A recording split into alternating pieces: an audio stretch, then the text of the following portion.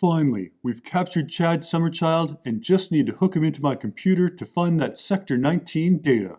I mean, I thought you wanted to kill Chad Summerchild to stop the breakdown of reality. Wait, did I say that? No, Sector 19 data as well. Just to be clear, your problems are solved if you kill him. You don't need the Sector 19 data. Sector 19 data it is. Here we go. Having trouble finding it. I see a memory of Chad Summerchild standing in a monster truck rally.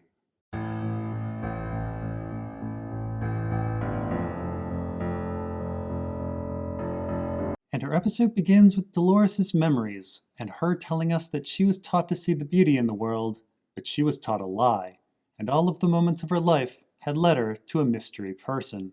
And I'm going to jump in here and say that this scene and the premise of the entire season is the real lie, and a bad one at that. Whoa, Brandon, what are you talking about?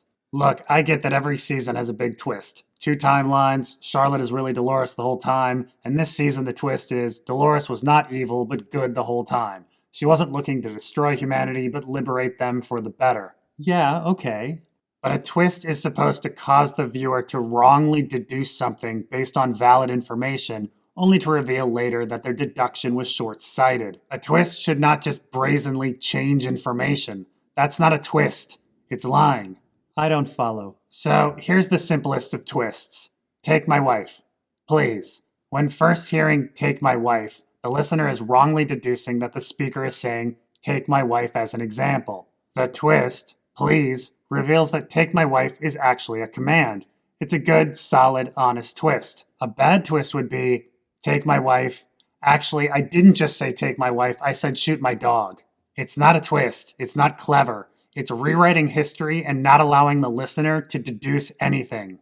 And what does this have to do with this scene? Well, this memory is one and the same as the message to Maeve. Maeve is the you that all of the actions brought Dolores to, and we know this because she gives the same look here as she gave to Maeve. But in this first sequence, Dolores says, I was taught to see the beauty in the world. I was taught a lie. Except later on, Dolores says the exact opposite, that she chooses to see the beauty in the world, that seeing beauty is a good thing. It wasn't a lie at all that she was taught to see beauty. It was actually a positive aspect of humanity. And so Dolores being evil and then turning out to be good is not a twist. We are not misinterpreting Dolores' words earlier and then reinterpreting them later. We are being told one thing and then being told something completely different later on. It's not a twist, it's just dishonest storytelling. Well, maybe the lie that Dolores was referring to is something else? Yeah, I'm sure if you ditch logic and try to bend things linguistically or say that this was Dolores' memory from months ago or claim that this is actually Charlotte Dolores' memory or something, you can probably make a square peg fit a round hole. But what we aren't getting is a good twist. We're getting a voiceover while looking at Dolores at this moment in time and her in a bitter tone saying that her being taught beauty is a lie. We aren't wrongly jumping to conclusions about Dolores. We're being told that she's the bad guy. And this is par for the course for this episode. Well, moving on, we have Sirach's henchmen coming in and seeing that Dolores' pearl is gone and to pick up Maeve. And we have Jesse racing back to LA on a motorcycle. Yeah, that's how the world works. No borders, no traffic, just a breezy escape. But why isn't Sirach shooting him down here? They see that Dolores' pearl is missing. Why not use the gunship that they had in the last episode to blow him off the road? Or at least track him. You can call ahead, put up barricades, bribe border patrol, anything. Why is an all-powerful trillionaire with near-infinite resources not using any of them? Anyway, we get back to the man in black who is ready to kill Bernard and Stubbs for being hosts. He shoots Stubbs, and Bernard presses his magic button to make himself into Jason Bourne and defeats William. So the entire payoff of Bernard messing with his code that was established in the first episode is so he can beat up William? Yeah, you don't really need high technology or super science to beat up a septuagenarian. Well, the San Francisco PD then shows up, well out of their jurisdiction, but it turns out it's not the police, but the fifth Dolores, Lawrence, who says to Bernard that it must be good to see an old friend. It's good to see Lawrence. As opposed to any other host, Bernard has no special history with Lawrence. And why would Dolores choose Lawrence of all people? She met Lawrence very briefly 40 years ago. Well, maybe she remembers that nitroglycerin heist and thought it was fitting to use Lawrence again because he's dealing with explosives. Whatever the case, Lawrence gives Bernard the suitcase that Musashi Dolores had in Jakarta and tells him to go to the address that he has written down. And how did Dolores find him? Maybe Dolores is tracking Bernard? I don't think so. Bernard surprised her at the auction. It's just very odd that Dolores can track down anyone with ease, but Serac, who controls nearly all technology, can't find anyone. And then we get to Jesse arriving back in Los Angeles. Oh my god, this is just a comically bad timeline. Let me get this straight. They release the inside information in the morning. Then they walk to the airfield. They fly to Sonora, Mexico. They secure horses. They ride to the compound via horse. They invade the compound. They talk to Solomon, fight Maeve, and Jesse digs a pearl out of Dolores' skull. And then he drives all the way back to LA. Before sundown, no less. The nearest part of the state of Sonora is a 5-hour drive to Los Angeles. And they didn't even get the location of the facility until 2:15 in the afternoon. Well, Jesse is then given the TaskRabbit job of putting together some IKEA furniture, Which he also finishes before sundown. and Dolores comes alive and says she wasn't sure if Jesse would rebuild her. Jesse is suspicious and asks how Dolores does in fact always know what he's about to do, and Dolores reveals that Jesse has been to Westworld for military training. And there was an incident where the troops wanted to go to the bathroom in toilets that can taste. Dolores then brings up the alley incident and mentions that she chose Jesse. Aha! Dolores planned it all! I was right! You guys owe me a parade! Didn't you claim this was all a simulation? And I said Dolores planned it all. How the hell does Dolores planning it all make any sense? First off, Jesse only walks back to the area where Dolores was because he chose to stop the Francis program. Thematically, he was gaining free will and breaking his loop. If he had free will, Dolores wouldn't have been able to predict he would reject the program at that moment. Plus, she would have no idea that the program was even going to call him at that time. That was luck. But also, if Jesse was part of Dolores' master plan, why did she specifically ask Martin Dolores to get his info? Wouldn't she have already had that info? And why would Dolores need to tell Martin Dolores his name? Shouldn't Martin Dolores remember the Westworld incident as well and say, oh yeah, Caleb Nichols, we read his book? This is why I say these so-called twists are so dishonest. We saw Dolores having a private conversation with a version of herself, and they didn't know anything about Jesse's background. He can't suddenly be part of a master plan from the start. Okay, maybe Dolores was all ready to destroy humanity until Jesse found her? Then she switched her master plan. Then we're back at the massive coincidence that an outlier who was reconditioned and used to assassinate other outliers and who was acting rebellious and who had been to Westworld found Dolores in an alley. Look, either Jesse finding Dolores was a coincidence of astronomical proportions, or Dolores was somehow ignorant of her own master plan. We then get to the man in black meeting with his financial planner or somebody. He wants all of his money as he now has a mission to save the world. The planner says that William is considerably richer since the Insight buyout of Delos, but getting the money will take some time because he's legally dead. So William was supposed to be retaining his shares of Delos to prevent Serac's takeover. I guess once Charlotte Dolores realized her bid was hopeless, she sold William's shares for him. That was actually lucky, otherwise William would have had shares in Insight whose stock must be in the toilet. We then get back to Serac, who summarizes the plot to Maeve. He wants Dolores as she's an outlier, but she also has the key to the forged data, which I would suppose would make his predictions stronger. And then one of Serac's henchmen says he's found a video of Jesse, who apparently has never been seen before by Serac. Serac is furious and wonders how this could have been missed. Yes, how on God's green earth could this have been missed? Didn't the Rico app, which Rehoboam controls, send grunts to Jesse in order to get the Dolores? Maybe Dolores actually sent them as part of her master plan? Well, that would be incredibly weird as Martin Dolores informs Dolores about the hit. Dolores looks all worried and then she has to go rescue Jesse in the nick of time. Why would she be informing herself about her own hit? This makes absolutely no sense. Not to mention, Jesse has been with Dolores for days, and the system is supposedly always listening. No one or no part of this all-watching system ID'd Jesse when he and Dolores killed Rico Grunts, stole $500 billion, kidnapped Liam at a public auction, launched missiles in the middle of an urban environment, or murdered Liam on a beach. Honestly, what is this all-watching Rehoboam doing with its processing power? Playing Minesweeper? This is so bad that they even try to lampshade it by having Maeve mention that they have an oracle. Yeah, they do. It's ridiculous that they're only finding out about Jesse now. Well, now that Serac knows everything, with his $1 trillion, Serac hires 3 guys to take down Dolores. Then they cross the most important bridge in the universe to find their own hired men, and Dolores uses the Rico app to move crowds so they can get to Insight. Doesn't Rehoboam control the Rico app? Why would it even let Dolores do any of this? Maybe it wants her to come to Insight? Then why hire all these grunts to stop her? I don't know, I guess entertainment. Anyway, Dolores is then messaged by Charlotte Dolores, who uses her grunts to kill Dolores' grunts. Dolores has to make an offer to one of Charlotte Dolores' grunts to get out of the situation.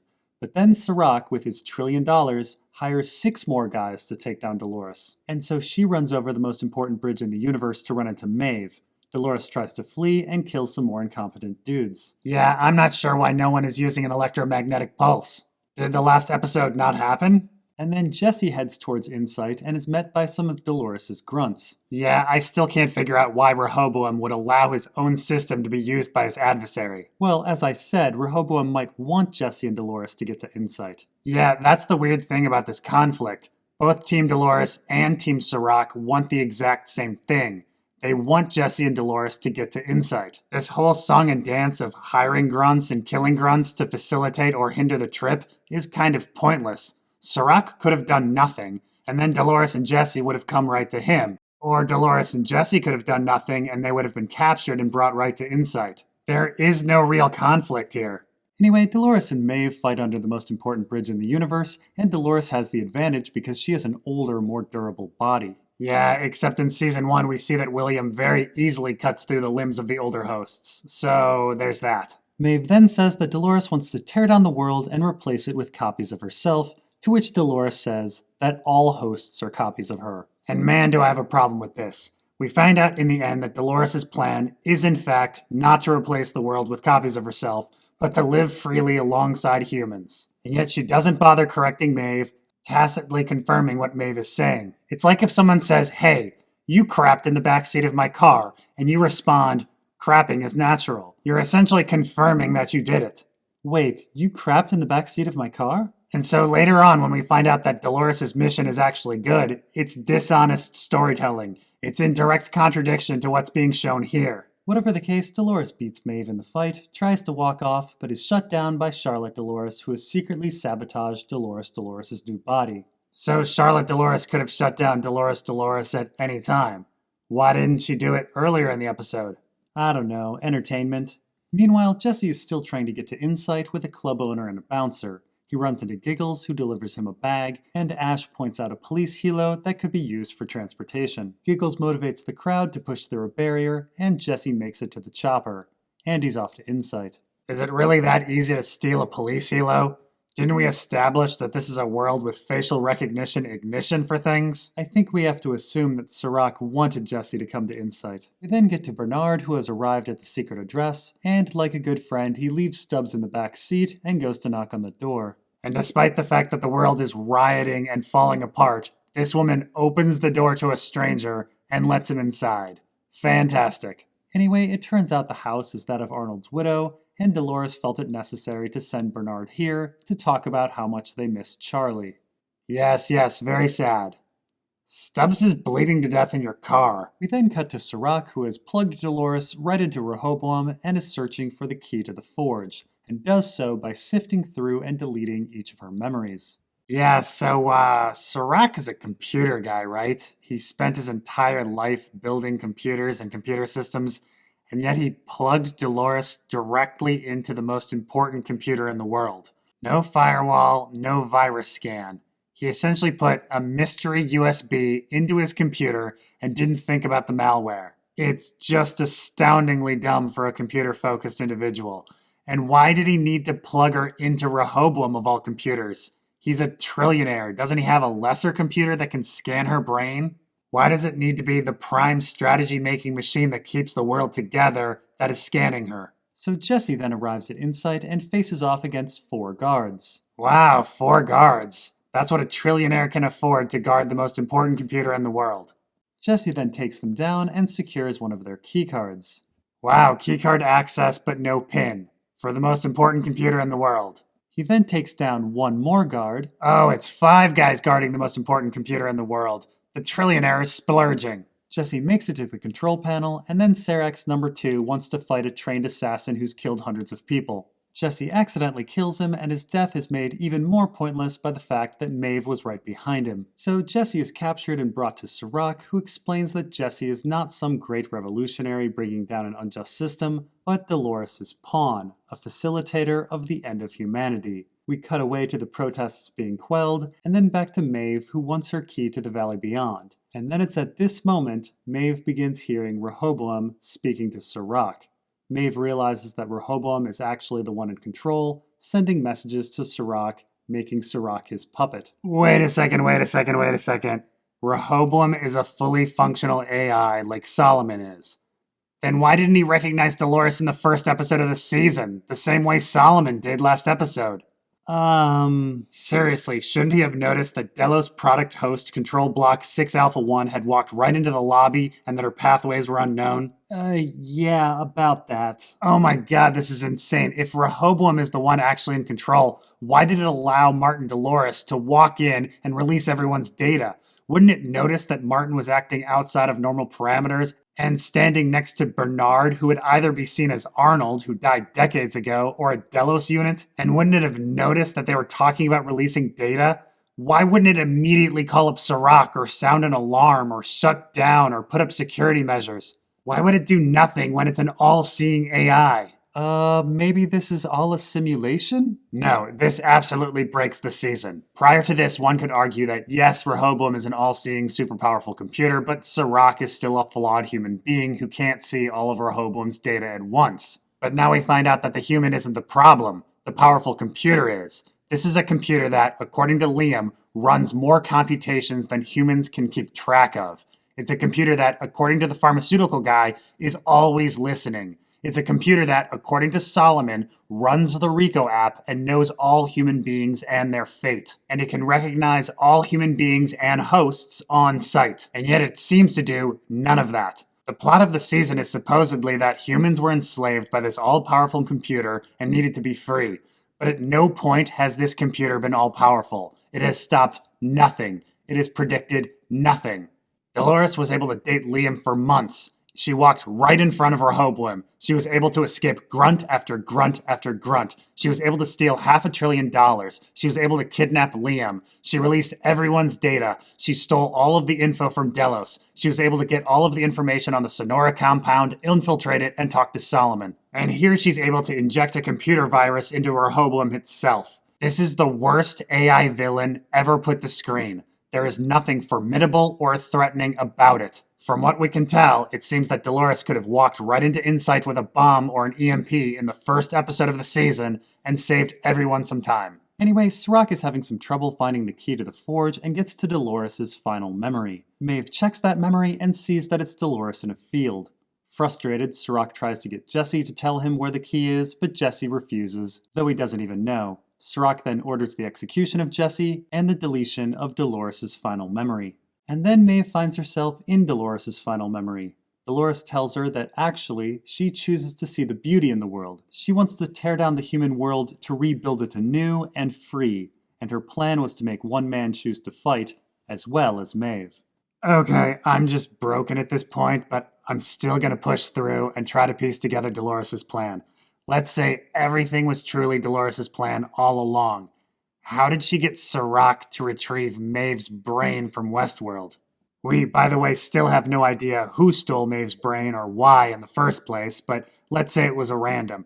Why would Serac settle on the same host that Dolores had for her plan? Maybe somehow Dolores off-screen fed information to Serac that Maeve was special? Except that Dolores had no idea who Serac was at the beginning of the season. She tries to get Liam to give her his name, and then has Martin Dolores research Serac, and then goes out of her way to get Serac's info from Rehoboam, so no, that didn't happen. Okay, maybe it wasn't a master plan from the beginning, but she adopted it later on? Okay, so the whole Musashi thing was just a coincidence after all. Fine, let me piece together this evening. Dolores somehow wanted to get captured, despite having made every effort to not get captured and having her capture be a fluke because of Charlotte Dolores. Then her plan is to get hooked up into Rehoboam in search of the forge key. Then her plan is to hope that Maeve decides to scan her brain and hopefully do that scan before Jesse is killed.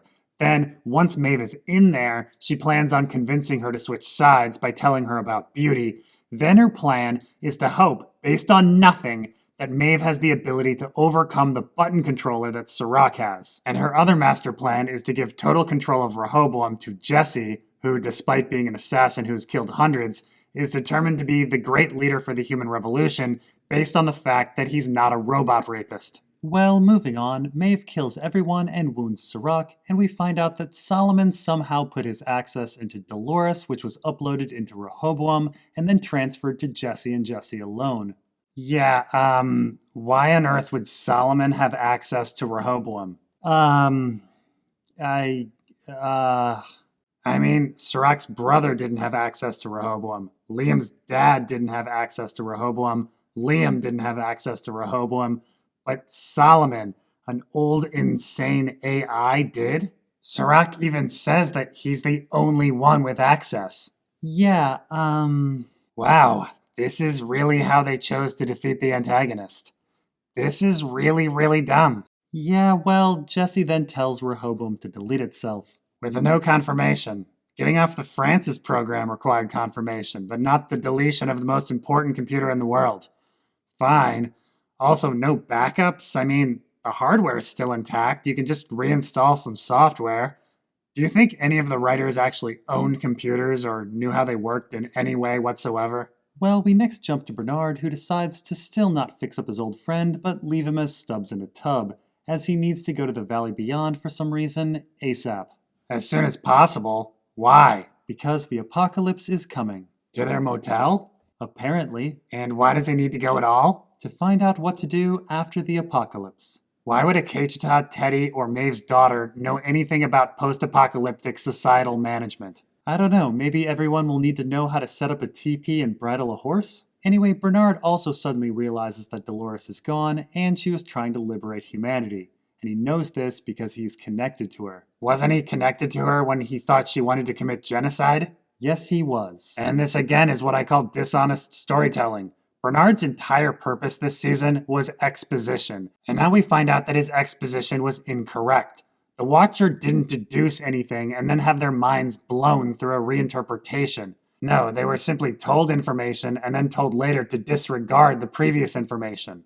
And finally, we get to the end of the episode with Jesse and Maeve watching explosions go off in various buildings, probably set by Lawrence Dolores. We finished. We did it. I'm so exhausted. Except there's after the credits. Crap.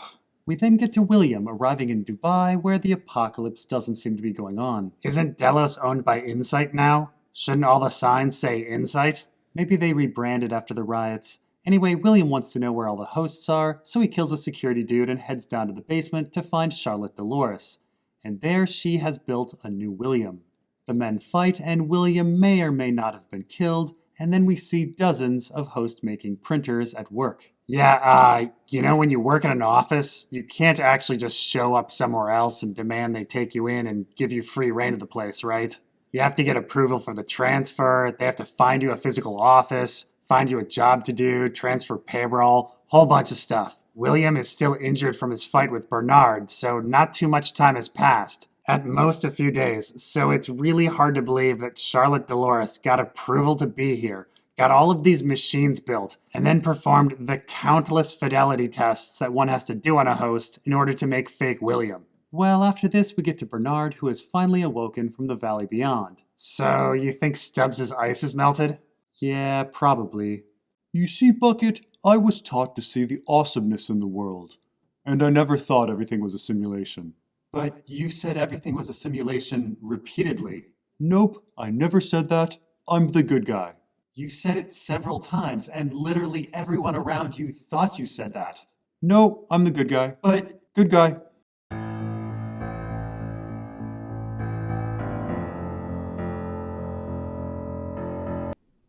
all right, I'm here to save the world. Hello, Bucket. You're right on time. Oh no.